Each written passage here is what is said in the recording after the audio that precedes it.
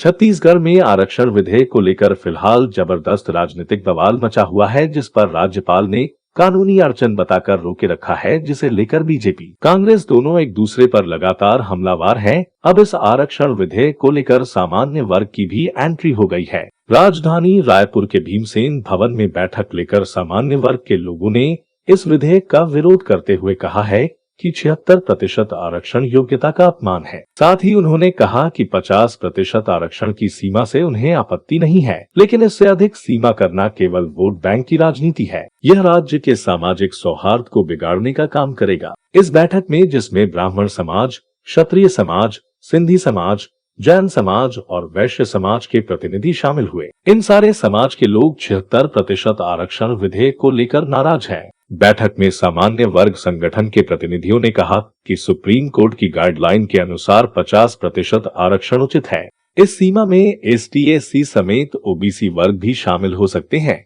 बची हुई 50% की सीमा ओपन फॉर ऑल होना चाहिए, जिसमें सारे वर्ग भागीदार बन सके। सामान्य वर्ग हित सुरक्षा संगठन के वेद राजपूत ने कहा कि 76% आरक्षण लागू होने के बाद सभी वर्गों को नुकसान होगा, साथ ही दूरगामी दृष्टि से पूरे प्रदेश का नुकसान होगा। इससे योग्यता को अवसर नहीं मिल पाएगा। सामान्य वर्ग के प्रतिनिधियों ने एक साथ सहमत होकर कहा कि यह आरक्षण पूरी तरह संवैधानिक है, यह केवल एक चुनावी जुमला है। साथ ही वोट बैंक की राजनीति के लिए इसे लाया जा रहा है। उन्होंने कहा कि यह विधेयक समाज में विभाजनकारी सिद्ध होगा, साथ ही इसका भविष्य में भी विरोध किया जाएगा। छत्तीसगढ़ में आरक्षण के मुद्दे पर मचे बवाल के हर अपडेट और ऐसी ही कई अन्य खबरों के लिए कृपया बिगुल न्यूज को सब्सक्राइब करें। संजीत सोनी, ब्यूरो रिपोर्ट, बिगुल न्यूज।